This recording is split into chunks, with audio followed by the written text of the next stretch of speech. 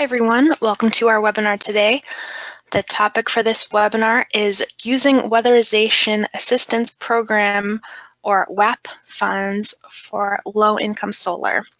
We have some excellent guest speakers with us on the webinar today, as well as our host for this webinar, Nate Hausman. Nate is a project director at the Clean Energy States Alliance, also known as CESA. And CESA is hosting this webinar through our Sustainable Solar Education Project. And before I pass this over to Nate and our guest speakers to get started with the webinar, I'd just like to go over a few quick housekeeping notes. You have a couple of options to join the audio portion of this webinar. You can connect using telephone or your computer mic and speakers. If you'd like to minimize the webinar console so that you can view the presentation full screen, you can do that by clicking on this little orange arrow that's circled here. You can also use that arrow to expand the webinar console. A very important note, we ask that you please submit your questions and comments throughout the webinar as you think of them by typing them into the question box on the webinar console and hitting send. We will be reading through your questions as they come in, and we're going to save some time at the end of our presentations for a Q&A with the audience. We'll get to as many questions as we can, but to make sure that we get to your question, do type it in when you think of it. Don't wait until the very end. And a final note, this webinar is being recorded. We will send you an email within about 48 hours with a link to the webinar slides and a copy of the webinar recording. And we will also post those materials on our website along with all of our previous webinar materials at cesa.org/webinars. So with that, I will pass it over to our host for this webinar, Nate Hausman. Nate? Great, thank you, Samantha. Well, before I turn the presentation over today, I just briefly want to tell you who the Clean Energy States Alliance is and what this Sustainable Solar Education Project, the project this is falling under, is all about. So the Clean Energy States Alliance, we're a national nonprofit network of public agencies and organizations working together to advance clean energy.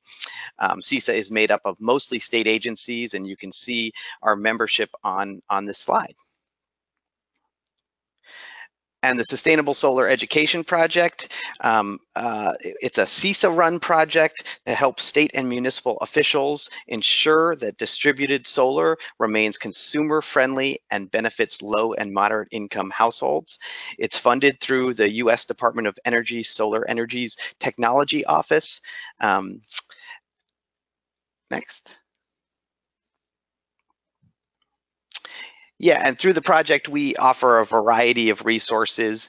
We've put together a series of 6 guides. You can see the guides we've published under the project on this slide. We've got a guide on solar information for consumers, publicly supported solar loan programs, standards and regulations for solar equipment installation and licensing and certification, solar plus storage for low and moderate income communities, bringing the benefits of solar to low income consumers, and consumer protection for community solar. So we've put together those guides. We've also do webinars like this one, and we do in-person workshops and training. And then we also have a monthly newsletter, and the newsletter focuses on project activities. It also has news and information from around the country on solar equitability and consumer protection. And you can sign up for the newsletter and access all our resources at the URL that you can see on this page. Okay. Well, with that, let's get to the heart of this webinar. This webinar, as Samantha mentioned, is on using Weatherization Assistance Program funds for low-income solar. We've got another webinar this month on using low-income home energy assistance program, or LIHEAP funds for low-income solar, and I'll tell you more about that webinar and some other ones we've got in the queue at the end of this one. But for now, let's talk about the topic at hand, and I think this is a topic that'll spark a lot of questions, and I've already actually received some on this topic. So let me just say, sort of as a disclaimer at the outset, that CESA is hoping to provide information on this topic because it's of of considerable interest to our members and others. We're not necessarily promoting the use of WAP funds for low-income solar. We're just in the business of providing information. So let me turn it over to today's webinar speakers. I'll introduce both of them first, and then pass speaker control over to them. So first, Joshua Olsen. Josh serves as the lead policy advisor for training and technical assistance for the Department of Energy's Weatherization Assistance Program. In this role, Josh manages national priorities for work quality, training, credentialing, evaluation, and technical support for the national program. Josh is going to discuss the federal approval process for using WAP funds for solar today. But I also want to introduce Monisha Shah, our other speaker. Monisha is a senior energy analyst at the National Renewable Energy Lab. Monisha is currently working on the Department of Energy's Solar Energy Technologies Office to bring greater access to solar by developing tools and technical assistance for states interested in using federal assistance funds, WAP and LIHEAP, for solar investments. She has led analysis efforts both domestically and internationally to assess clean energy policy and technology options using a multitude of energy and environmental models and analytical approaches in previous roles at NREL, the Brattle Group, and EIA. She has an MSE in Environmental Engineering from Johns Hopkins University, a BS in Economics, and a BSE in Chemical Engineering from the University of Iowa. So that's today's speakers. Let me pass mic control to them. Josh, the platform is yours. Okay, thank you, Nate, and good afternoon, everyone. I appreciate you guys taking the time to listen to this presentation. As Nate said, my name is Josh Olsen. I work at the Department of Energy in the Weatherization Assistance Program. And my primary role is providing support for the technical side of the program. So I work on things like solar that come up that are technologies that are trying to be integrated into the program, and I work on the policies on how to do that effectively and within program rules. So today we're going to discuss sort of an overview of how solar works in the Weatherization Assistance Program according to the regulations and the guidance that we have put in front of it. This is a fairly nascent technology for weatherization. So we're still in the beginning stages. We've had a couple of folks go through it, but as of now, we are still kind of in what we feel like is a pilot phase of working solar into the program. But we'll get into that in a little bit. To start off, I want to talk about kind of the context of solar within the Weatherization Assistance Program. So weatherization overall as a program, when it was enabled by Congress and its enabling legislation, really focuses on the fact that we are tasked to increase the energy efficiency of low-income families' homes, as well as preserving their health and safety. And the role of the department is really to take all of the legislation and the regulations and make sure that the grantees, which are who we pass funds down to that we receive from Congress, are operating within the bounds of the program. Every decade or so, we go through a regulatory process and new things are added to the program, things are eliminated, and the department's role is really to keep on top of those and make sure the grantees understand they're operating within those. So the allowance of renewable energy systems are allowed by our regulations. This happened in about 2006. There was an amendment to our regulations that allowed for the installation of these technologies, and here's the reference for the regs for anyone who wants to get really nerdy on it and go look them up. But the basic language says that the expenditure of financial assistance specifically for renewable technologies, and solar is one of a number of renewable technologies that fall under this umbrella. The system itself shall not exceed an average cost of $3,000 per dwelling unit. Now, all of our dollar numbers in our regulations are pegged to inflation, so this has gone up a bit. I think the actual cost now that's allowed is around $3,500. I don't have the exact number in my head, but something like that. But there's another sort of component of our program that makes the integration of renewables a little bit trickier for us. And that's the fact that, well, we have a side of our regulations that outlines all of the standards for energy audits and how we can spend money and that sort of thing. There's an appendix to our regulations called Appendix A. And Appendix A is there to define what specific materials are allowed to be installed by weatherization by rote, right? So there's a list of things, you know, ducts are in there, heating systems, obviously insulation materials, air sealing, all that kind of basic home energy retrofit stuff is in that list. And if it's in that list, grantees are allowed to just go ahead and install those measures, assuming they meet all the other rules we have on the program. But as a sort of menu of measures, Appendix A is what is allowed, kind of without any further input or asking of permission by the grantee. The issue we run into is that Appendix A was last updated in 2002. As we saw in the previous slide, renewable systems were allowed in 2006. And so there's a disconnect between what is listed on Appendix A in terms of allowable measures for the program and the fact that by regulation we were allowed to install renewable systems in 2006. So what that means is that there's a restriction on grantees installing renewable systems until they have it approved by DOE. And the reason that this approval process is in there is Appendix A in part lists measures, but it also lists all of the standards, all of the industry standards that have to be followed for all the materials that it has in the list. So without those for solar panels, it's left to us at the department to make that determination on a case-by-case basis and allow each grantee to install renewable systems after they've come to us and asked for permission. So the bulk of this presentation is going to be about what that permission-seeking process is. Okay, so this is the basic solar approval process. And for those of you who are not specifically weatherization people, the way the program works is that Congress allocates money to the Department of Energy. That money is then distributed to our grantees, our 59 grantees, by a formula. We don't control who gets how much. It's a formula-based system. And then grantees submit a plan back to us that outlines to the department how they're going to spend that money. And before they can have access to their money, that plan has to be approved by a project officer who are Department of Energy employees. So if a grantee wants to include solar in their program, the steps they have to go through is they need to submit a request to the project officer. It has to be part of kind of their ongoing communication with their project officer to make sure that everything that they're doing is within the regulations of the program.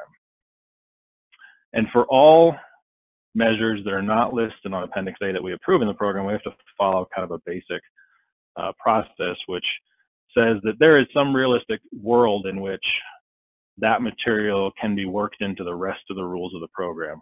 And the underlying rule of our program, sort of the driving rule, is savings to investment ratio, which means that everything we install in weatherization has to have a payback period equal to or less than the life of the measure itself.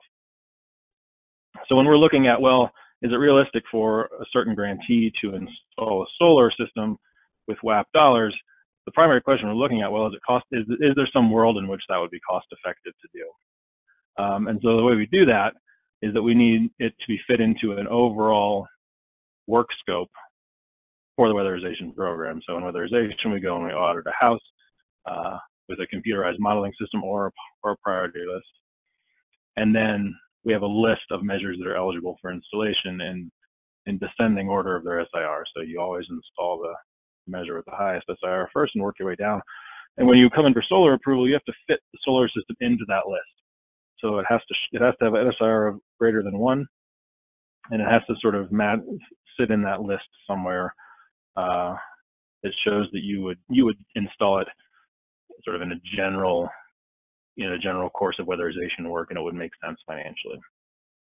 So part of the approval process is saying, look, we can do that. We can model the cost of that solar system and its payback, and we can include it in that work order that we're submitting to you for approval. And we want to see a number of samples of that. And that's sort of the big first cut is, well, can you, generally speaking, make a case that solar can fit into the cost-effective requirements of WAP somewhere in your state? That's kind of stage 1. Stage 2 is you need to show us that you're able to take that sort of larger approval and that sort of larger concept of, yes, solar is in fact cost effective at some level. You need to be able to show us that, well, you can take it from there to an actual project basis, and you could on an actual project in an actual building or series of buildings show how you would go through the modeling of that system and how it would work into the savings to investment ratio, and show us that you can take the big, the generalized concept of installing solar with WAP dollars and actually make it work on an individual project basis. That's a much more technical and requires folks with a much higher skill set to do. And then the final thing is there has to be a NEPA review. Everything that we do in weatherization goes through a NEPA review every year. It's an environmental impact review. And we're looking into whether or not a blanket approval makes sense. The rest of the measures that are listed on Appendix A, we go ahead and get the NEPA approval just done for the whole program. We are not currently doing that for solar because it's so new and there are so many different ways that solar can be worked into a project, and it changes how the NEPA review looks. There's a marked difference between putting a couple of panels on a rooftop versus mounting them on a pole in the yard. That's a different thing for NEPA because one actually is sort of digging into the ground, which they look at more closely. So that's the general process for approval with DOE. You gotta talk to the project officer, make sure that they understand you're gonna do this, and that you're gonna start submitting materials to them, make sure that you know what materials they wanna see. You need to show that you can include it in your general approach to modeling the building and providing a work order that lists the cost effectiveness rankings. They need to show that you actually have folks on staff or could hire folks that can do that on a project by project basis. And that's kind of the big picture of how that works. And we'll get into a few more details of what that would look like. This detailed analysis of the individual project, what we're going to want to see is that you're able to generate accurate cost data and justify that data with some backup. We don't want generalized assumptions about panel costs and installation costs. We need to see what it would actually look like for that specific project. Using national averages is not going to cut it because we know that regional and markets have vastly different cost structures. So we need to see that you can do that on an actual basis and derive it from real costs. We want to see the leveraging or buy down funding information. We'll get into that in just a minute. But just to summarize for this slide, you can leverage other funds to do weatherization jobs, but we need to see how that's working to make sure that it fits into WAP rules. And then we need to see that SIR analysis on the project base. Some considerations that have come up as we've been approving these over the last year or so. Solar has some costs that are a little different than what we generally see in weatherization materials. Specifically the maintenance requirements. There's some panel maintenance things to consider. Inverter lifespan is really the big one that we sort of ran into issues with because, well, companies can project a 30-year plus lifespan on the panels themselves. When we're looking at, you're going to put this on a low-income family's house, we're looking at, is that going to cost them a huge amount of money to keep that thing going a few years down the line? And with the inverters, that is a realistic scenario. What we're trying to avoid in weatherization is, going and installing something that will put another financial burden on a family that maybe could not afford that. So when you're projecting your lifespans for that savings to investment ratio, you have to consider that inverter factor. A couple of ways to manage that are to build into the panel or into the contract with whoever's installing the panels an inverter replacement warranty. Now there's some nuances with that specifically, but that's generally the idea. It has to be packaged into the overall solar system that you're putting in to make sure that when you're giving us an SIR or you're giving us a projected lifespan of 20 years, that is including the entire system itself, not just the panels. Community solar has come up as a possible way to do this in weatherization. So far, I've not found anyone who's wanted to go down that road quite yet. There are some issues there with our regulations and how they've been interpreted over time, and where exactly folks are allowed to install weatherization measures. Traditionally, you've not been able to install it on a structure that is not actually a dwelling unit. So if anybody wanted to go community-based as a way to do this, we'd have to really think about and look at how the regs can or cannot allow for that. If you're using SREC rates in your calculation factors in terms of payback, we need to make sure there's a lock there that supports your financial calculations on the SIR. And then some regular things with weatherization, historic preservation issues, and multifamily financing are always considerations when doing weatherization jobs at all. So to sort of summarize the relevant regulatory concepts of getting this approved, the savings to investment ratio, I've said it a number of times, is really the big one. And with solar, we can't exempt anyone from that. It's got to be within the context of every other measure. Everybody has to meet the SIR. The other thing to consider is that while there is a $3,000 average cost per system allowance in our regulations, that is not additive onto the regular weatherization dollars. So in our regulations, the regs state $6,500 is the average cost allowed. That again increased with inflation. That was up to $7,100 by 2016.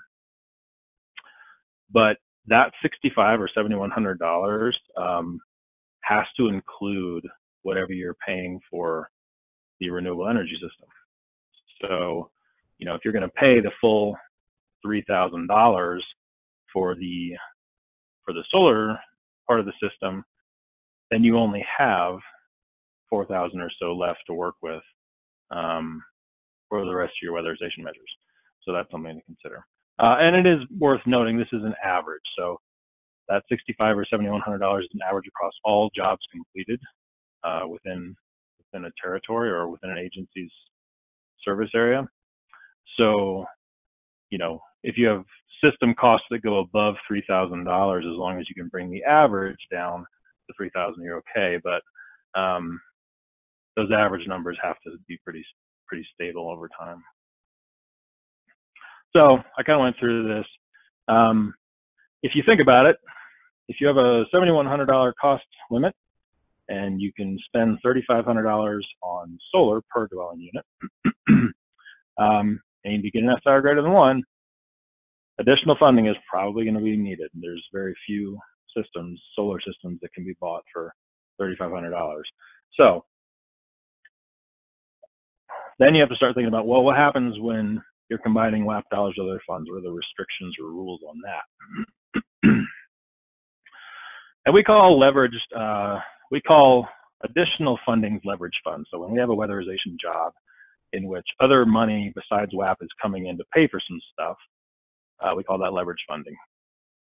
And there are two different kinds of leverage funding. There's the public good kind of leverage funding, and there's the owner investment, or what we used to call the buy down kind of leverage funding. And there's two different rules that sit on those. Public goods, for us, are broadly defined as a money source that doesn't have any strings attached to it. It's not specific to a building. It's a pot of money put out by a utility or put out by a municipality or a state that is just there for anyone to use. It's not restricted to a certain house. And you're just going in and taking advantage of it. So in that scenario, if it's a public good fund, you can treat it for our purposes just like a discount. So when you're looking at the cost of a solar system, and say that system was $10,000 and you were going to use, $6,500 of it for the weatherization house, for us, all we need to see is the cost that's left over that the weatherization dollars are going towards. Because for us, it's as though you just got it on sale. You went to your local construction supply yard and they had bulk insulation on sale for a reduced price. We wouldn't care what the original price was. All we care is what you paid for and what you're billing WAP for. So that's the public good. Those are the rules on that. It's a much more flexible way to leverage funds. On the other hand, the buy down situation is a little different. A buy down is when the funding source who is kicking in the money to buy down the system is also the direct beneficiary of that system. So if you're doing a multifamily project and that multifamily building owner is kicking in some money to buy down the cost of the solar system, they are getting a benefit from that. That building owner is getting an increase in value to their property because of that. And in that scenario, and the general philosophy behind this is that weatherization is not a property enhancement service for building owners. It is there to decrease costs of energy on low-income families. It's not there to increase the value of properties. And so what we don't want to do is set up a scenario where folks are treating our program like a discount program. So if they were planning on doing a solar system anyway and making their building more valuable that way, and they knew they could get $3,500 from WAP, we don't want them doing that. We're not in the business of being someone else's sort of construction discount company. So in that scenario, if the measure is going to be bought down, there's some more restrictions on how that works in terms of allowing it in the program. There's two general restrictions on the SIR, and one is that each individual measure has to be cost effective, but also the package of measures has to be cost effective, which means that if I take every individual measure that I'm installing in weatherization, when they're installed as a group, the entire package of measures itself also has to be cost effective. And so in the previous scenario with leveraged funds, we don't care if the pre sort of discount price achieves a cost effectiveness rating of greater than 1. All we care about is what the discounted price was. With buy down, we do care, because what we want to do is make sure that we're installing sensible, cost effective measures in buildings. And so what we want to see is before the owner, whoever it is, bought down the cost of the system, that system would have made sense from a savings to investment ratio, from a cost effectiveness standpoint before that, because we don't want to be in the business of folks coming in and just trying to kick in a little bit of money to get weatherization to put more stuff in their building. So it had to make sense first. So the bought down measure must be included in the SIR package first, without the discounted cost in there. And then if that works, even if the SIR in that thing is above 1 in the overall package, but the overall package itself made sense and was cost effective, then we're willing to kick in the money to bring that individual measure, that solar measure, to the 1 or better SIR so that it can then be installed. The other thing to remember with buy downs, currently not allowed in single family dwellings. That is, again, a historical artifact of the program that is there to keep organizations from pressuring single family homeowners who may be low income into purchasing products that may not make that much sense. So we do not want low income family homeowners kicking in money for weatherization jobs. It's okay for a building owner who's running a business and it can be part of their profit and loss situation. Not okay for a low income family to be asked to contribute to their weatherization job. Okay, a couple more slides here, then I'll run through. So I've kind of gone through these basic funding scenarios, and it kind of, from what I've said before, it makes sense, right? Solar makes more sense in a multifamily project in most cases because there are more units in that building in which to build a larger pot of money to spend on solar. If you're getting $3,500 or so per unit and you have a 100-unit building, then that brings your total allowable cost for weatherization up to $350,000, which can get you a significant way towards a system. In a single-family home, not as easy. $3,500 is the cap. No buy downs are allowed. That's hard to do without a public good fund, some sort of utility kind of investment or discounting situation. So that's kind of something to think about, just the basic idea of integrating that into the program. And that was kind of my last overview slide. The relevant documents you want to look at if you want to dig deeper on this, two things for weatherization. The WAP Memorandum 24 goes specifically into the things I talked about in using solar PV and WAP. And then the Weatherization Program Notice, which is our actual guidance documents on multifamily, will get more into the use of funds in weatherization and buy down and leveraging, and how you can use funds in the multifamily scenario to pay for measures. And if you want to find either one of those, there's the web link to it. And any other questions, I understand we'll take at the end, and I will turn it over to Monisha. All right. Well, thank you everyone for the opportunity to talk about this topic. It's an exciting one, and my name is Monisha Shah. I work at the National Renewable Energy Laboratory in their Washington, D.C. office. And, you know, the solar program has been really interested in this topic of expanding access to solar, especially to households where they haven't been able to take advantage of solar technology. I think there's been a significant cost decline in solar technology. The Solar Energy Technologies Office has been able to achieve their R&D goals earlier than they expected, and with that has come a lot of deployment, but they've seen a majority of that deployment occurring in middle to affluent income households. And so there's been a concerted effort within the program to look to other programs such as Department of Energy's Weatherization Assistance Program and partners like CISA to figure out ways to make solar more accessible to low-income communities and households.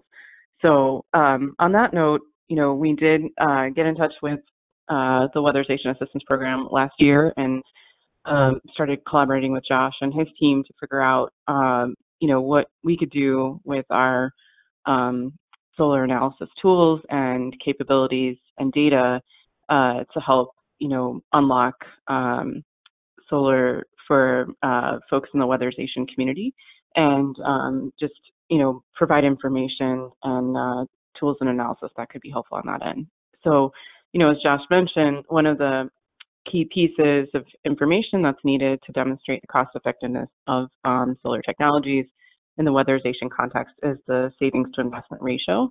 And so to that end, we worked with him and his team to figure out a way to create a very simple tool that states could use to kind of understand where they stood with respect to SIR and use the tool as a starting point, you know, if they were interested in engaging in this process and going down the journey of incorporating solar into their weatherization program.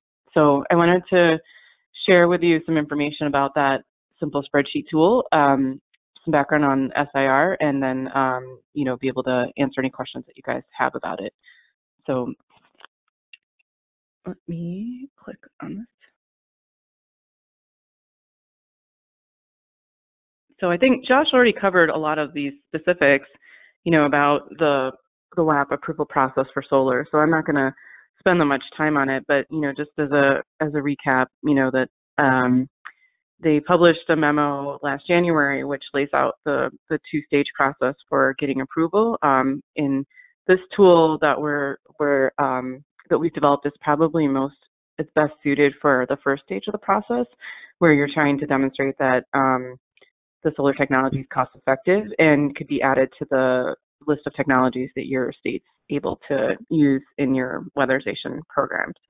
You know, in the second stage, we have also some funding from the Solar Energy Technologies Office at NREL to help states dive into the pilot project level of analysis as well. And so we have worked specifically with one particular state on a multifamily project, and so we were able to dive into more of the specifics there. We've also been working with the Colorado Energy Office to document their efforts on the single family home side to get approval from Department of Energy, and also then the Weatherization Assistance Program, but also get approval from their state LIHEAP office, as well as work with their local utility to pull together the necessary funds to deploy solar via their weatherization program. So that's another side of the process that we can also help with, but this tool is primarily, I think, probably best suited for the first stage of the effort.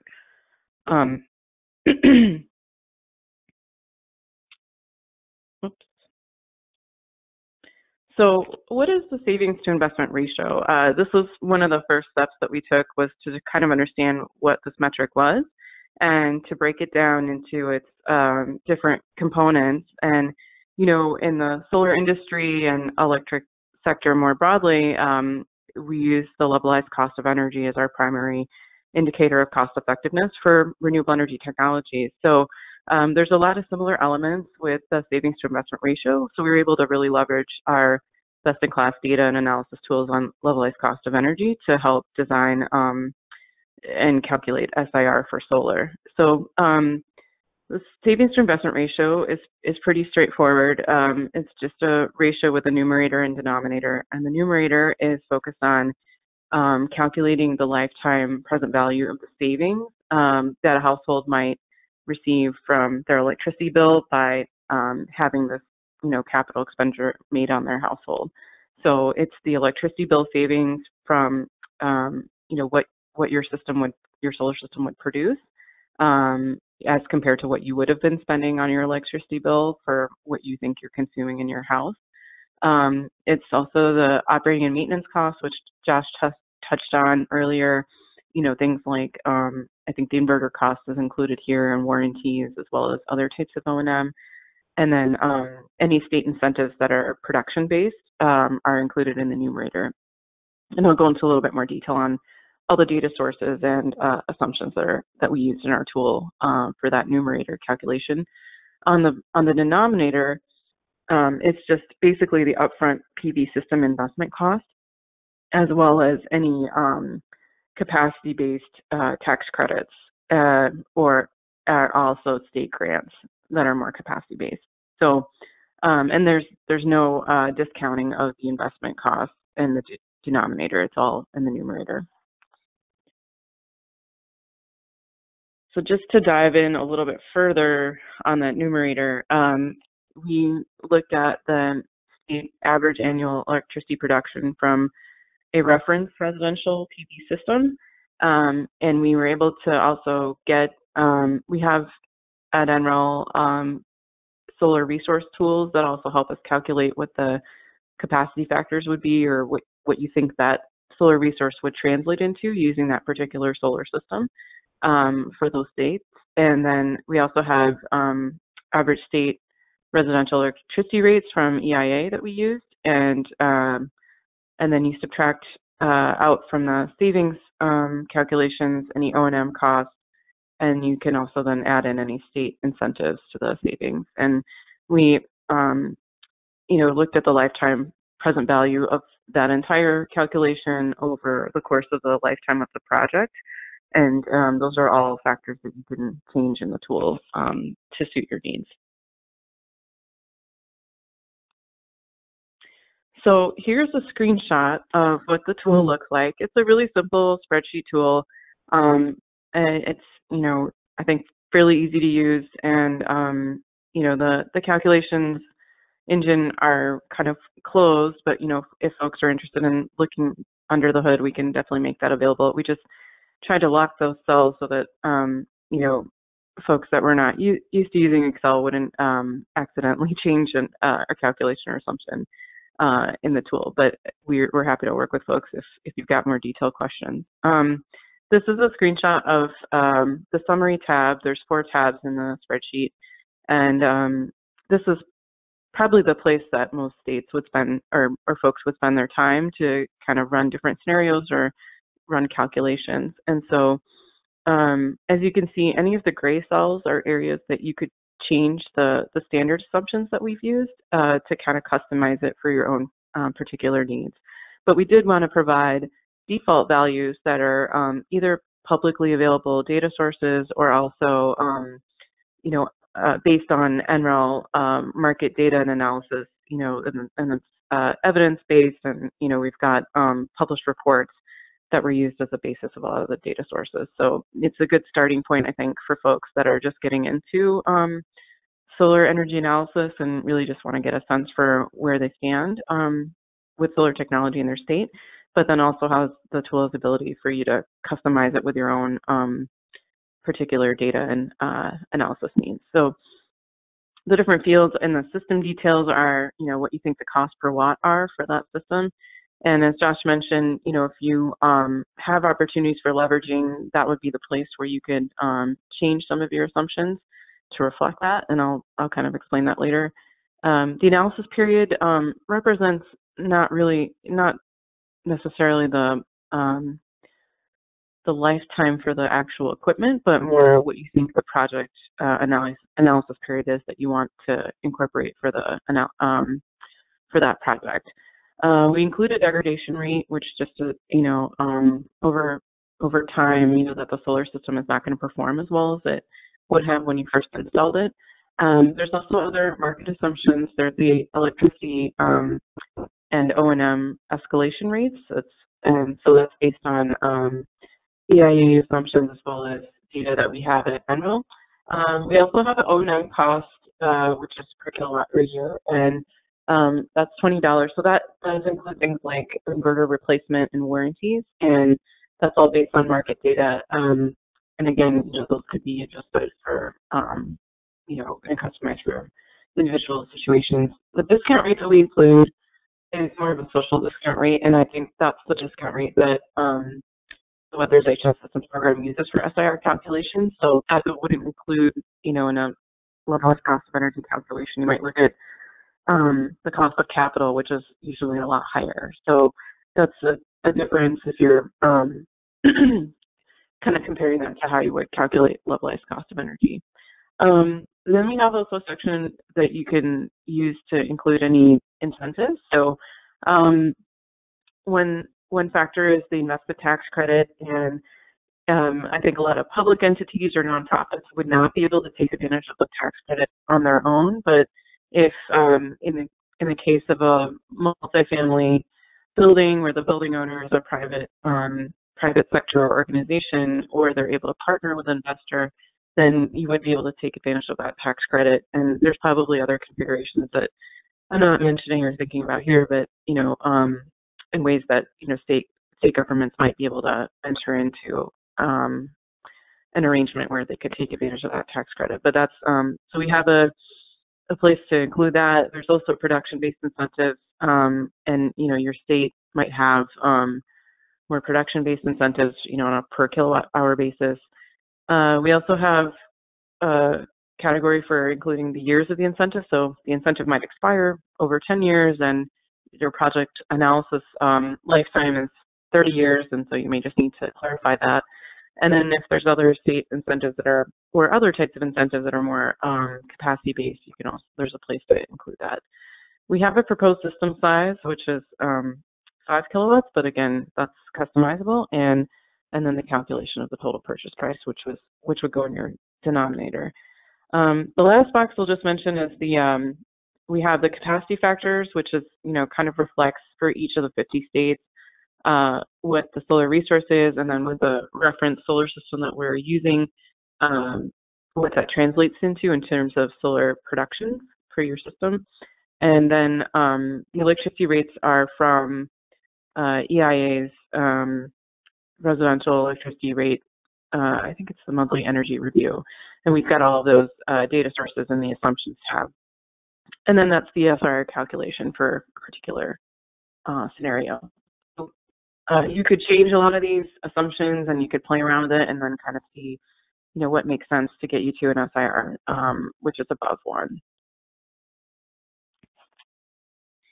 So these are all the default assumptions, and I think I went through most of these in the previous slide, and they are, as I mentioned, in the assumptions tab of the spreadsheet. So I won't go into a lot of detail on this one, but the main other piece of information to kind of consider is that for simplicity's sake, we assume a full net metering credit. So if you're producing more than what you're consuming, that you would receive a full net metering credit, and that's set at the same state residential average electricity rate that we see from EIA. So that it's something that if you wanted to change that assumption, we would have to go into the tool and change it. But I think for the purposes of adding the technology to your approved list of technologies, that's probably a fairly straightforward assumption to use for now. So I think Josh spent a lot of time talking about opportunities for the difference between leveraging and buy down, and just that leveraging is an opportunity to potentially find other funding sources or improve your SIR. And so I wanted to also mention a couple of other ways that you could improve your SIR, to get to a threshold of 1. So as I mentioned before, there's the investment tax credit, but you would need to find a for-profit partner for that.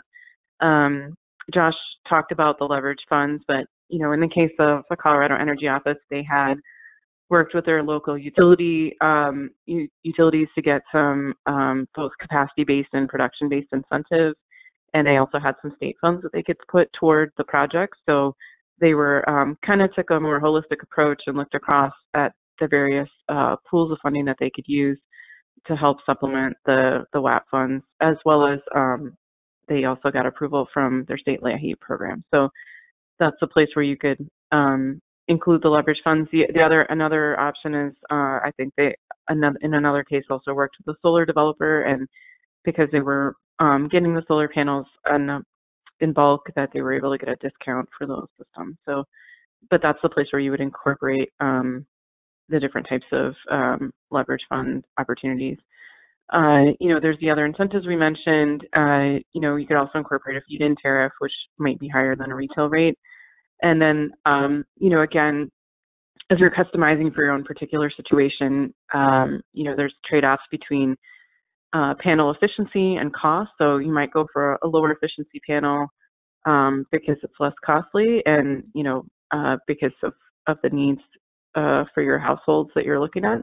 And then there's also opportunities to reduce the O&M costs. If you're going with some in-house O&M opportunities versus the ones that are contracted out with a warranty. So anyway, there's a lot of different options here for improving your SIR, and that's part of what we've been trying to do with specific states and helping them customize their efforts to characterize their SIR for solar in their state.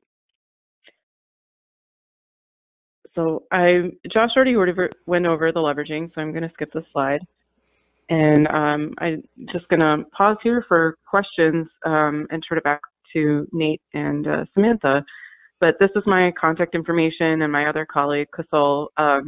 And we do have some funding to help states that are interested in applying for approval from DOE, and we would love to help you out and collaborate if that's useful. Great. Thank you, Monisha, and thank you, Josh. Thanks for, it's clear this is a very technical area, and you did a great job helping us make sense of it. We do have a lot of questions, so I will try and get to as many of them as we can, and we might bleed slightly over the hour, but we'll do our best to answer as many of these as we can. First question, just sort of big picture philosophical question. This commentator notes that there's not enough weatherization assistance program funding as it is to sort of make a dent in the need in the efficiency improvements for low-income households. So diverting WAP funds to solar when there's still lots of efficiency improvement needs, especially in wintertime and things like that, seems like it could be problematic. Do you have a reaction to that? I'll start with you, Josh. I do, and I think that for us as a department, we are tasked with providing assistance to folks to operate within the regulations that we have. And our regulations state that folks are allowed to use solar, are allowed to install renewable systems with our money. And whether that's a good idea in a particular program's service area or not is really a program-based decision. It's a reasonable question whether you want to put money into renewable systems versus doing more homes on the efficiency side. I think the philosophy in Colorado is that if they have taken the time to get a customer into the weatherization pipeline and they've scheduled them up and they're going to provide services to that home, they want to maximize their time in that house and provide all possible services. In weatherization, we cannot go back to a house that has been previously weatherized. So I think the folks that feel solar is a good idea now are realizing that solar is just going to become more common around the country, and restricting that particular technology from low-income clients when it could be provided seems to those folks who are doing it to be a missed opportunity. And they've decided for their program it makes sense for them. But for us as a department, we're not promoting or not promoting the use of solar. We're articulating the regulations that we have that are developed by Congress and letting you know how to work within it if you decide to go down that road. Thanks. That's super helpful. Monisha, quick question for you. How does the state access the SRIR tool for their particular jurisdiction? Yeah, there's a website, and I just realized I forgot to include that link, but we could maybe work with you, Nate, to send that out afterwards, or if the slides are going to be posted, I could make sure to include that that link with my slide deck. Sure, we can make sure that gets sent around, absolutely. Okay, question about what programs have been approved for using WAP for solar. So far, the only two projects, the only ones that I know have gone through the full project approval process are Colorado and a project in New York. We have a number of other folks in the pipeline to get approved for solar as a approved measure in their program, and far fewer for those are actually going towards project approval. But as far as I know, only two have gone all the way through the project approval process. Okay, thanks. Josh, you mentioned that that WAP usually has to be for a dwelling unit. Does that and you said there's some nuances with community solar. So does that preclude offsite solar options? And what about ground-mounted on-site solar? Yeah, we have not had anyone come through the pipe looking to do ground-mounted or community yet. When that comes up, we're going to have to look more closely at the regs, and we'll probably have to go to our general counsel and figure out what they have to say on it. The general interpretation over the years has been that a dwelling unit means a place where someone sleeps. And so we have not been able to, if there's an off-site laundry room or something like that, a building that's away from the dwelling unit, have not been able to put weatherization services into it. I personally think that is a reasonable topic for renegotiation or re-questioning of our general counsel. So when it comes up, we'll go through that process. But it is an added layer, and I'm not sure what the answer will be when we go through it.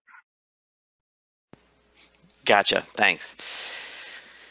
Maybe could you sort of discuss how this approval process works? Who's the point of contact in states to pursue this, and then sort of how does that work? I mean, how would this work both on the state level and then on the project level? A couple different ways.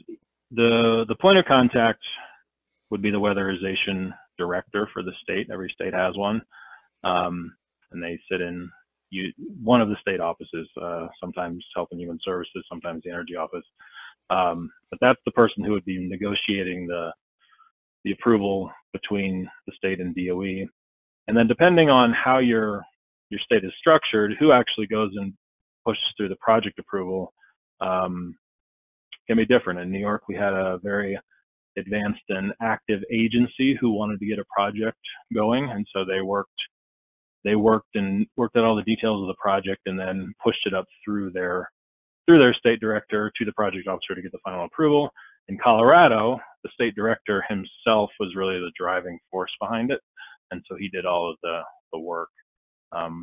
working with an agency to make sure they got the project-based approval. So it kind of depends on the state and who's motivated to take it on.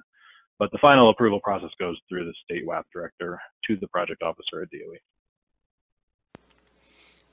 Great, thanks. Monisha, do you have anything to add about who you've been working with on this? Yeah, I think, it kind of varies by state. In some cases, there's a community action agency that's really motivated to add solar into their, sort of portfolio of projects, and they've got a good relationship with the state, WAP office, and so we've worked more directly through a CAP agency. In other cases, the states are coming to us and saying, we've got a project already lined up, and we really want to sort through the financials on this, and so can you help us with that? And then there's other states that are just really starting from scratch and will say, we've heard about solar and we really like to do it. So I think it's just really, every state sort of set up differently. And I think the other interesting piece is that sometimes it's the state energy office that's interested, and there's obviously relationship with the LIHEAP office and sometimes state housing offices too. So it's generally varied quite a bit. Great, thanks. Here's a question about whether there's any data available on the number of solar systems installed using weatherization program funds, the number of installations nationally, types of buildings they've been installed on, location, financial benefits, and then are these systems being installed with performance monitoring to make sure that these things are actually providing the kind of savings that they're projected to? I would say because we have such a small sample size at this point, no, we don't have a big national database because there just aren't that many units that have been produced yet. I think Colorado has done a pretty good job at tracking. I think they're pretty open to sharing their data. In terms of performance management systems, that is going to be a state-based decision. All the states have their own metrics for how they're going to track their effectiveness over time. And so who decides to do what in terms of monitoring? The general way WAP monitors, they go back and do a pre and post energy bill analysis and don't have active monitoring going on 24/7, but that would be a state-based decision and something they'd have to look into financing into the overall project cost. Gotcha. Hey, Oh, go ahead. Yeah, this is Monisha. I was going to mention that my colleague Ben Segrin has a solar program funded effort where he's doing a couple of things. One, he's using data from, this is not weatherization specific, but he's using grid alternatives data to kind of understand LMI adoption rates. And so he is actually looking at their project data for low income solar installations, and will be publishing information from that effort. He's also creating a geospatial analysis tool on an open Carto tool that folks will be able to use that is characterizing LMI population across the country, and then adding on with LiDAR analysis solar technical potential. So that, I think, tool will be available later this year, maybe early summer time frame, and those data layers and everything will be available and open to the public as well. So not weatherization specific, but could be other data sets if folks are looking to do analysis in that space. Great. Thank you for that. Maybe we'll do, I know we're coming close to the top of the hour and we may bleed over just for a second, but let me ask one final question, and I think we may know the answer to this, but question is, if WAP funds are being used for low-income multifamily, can solar be used to offset public area electricity? Or does it need to be divided among individual residents? How is a SIR calculation done if offsetting public area electricity costs? Yeah. Monisha can maybe talk a little bit more to how she worked through this with New York, but our regulations are that the energy savings has to track back to an individual dwelling unit. So no, we can't use our funds to offset public space use. I don't know if Monisha went through that with Dave or not when you guys did it, but that's the general rule. Yeah, I'd have to actually go back and look at our the specifics of the analysis, but we were also considering the benefit to the individual households as well as, but then you're running the financials and the SAR calculations for the entire building. But that is something I could follow up on and look back into. We did though make sure to follow all the rules and regulations that were set forth for multifamily with respect to the buy down questions and also the the percentage of the building that has to be WAP eligible. So all of those considerations were definitely taken into account. But I could definitely check on that question. Great, thank you. Well, unfortunately, we have reached the top of the hour, so we will leave it there for now. I just want to again reiterate my thanks to both of you, Josh and Monisha, for helping us wade through this complicated area. Do either of you have any last parting shots before we sign off here? I'd only say for folks that are looking to go through this, the best way to do that is to start the conversation with DOE early. You can avoid a lot of problems by integrating DOE into the decision making up front. There's lots of nuance to this, and just make sure that you're having an ongoing conversation as you work through it. Monisha? Yeah, no, thanks for the opportunity to present on our tool, and we're really excited and happy to help states answer questions about the tool, or also if you're interested in going down the pilot project route, we've got a lot of great best-in-class solar data and analysis tools, so we'd be happy to help you get connected into those as well and provide technical assistance where we're able to. Terrific. Well, thanks again to both of you. Before we do close out here, I just want to tell you about a couple of upcoming webinars which may be of interest. I mentioned at the outset that we've got a webinar coming up this month on using LIHEAP funds for low-income solar. So that's sort of part of this webinar series. And then as a follow-up, we'll have a discussion just generally on using federal low-income energy assistance program funds. That will be a discussion for state and municipal officials only, and that'll be at the end of this month. And then next month, we've got two webinars, one on financing solar projects for public and affordable housing, and one on solar plus storage for public and affordable housing. You can find all those webinars and links to register for them at CESA's website, www.cesa.org. and /webinars. So with that, let me turn it back over to Samantha. Thanks, Nate. So thank you everyone for attending our webinar today. You can find a lot more resources on our website. Along with the webinars, we have reports, papers, newsletter archives, and a lot more. All of that can be found at cesa.org/projects/sustainable-solar. We're also on Facebook and on Twitter. And if you have any follow-up questions, we encourage you to contact us. There's some contact info on your screen. And we do hope that you can attend some of the webinars that we have coming up. Thanks, everybody.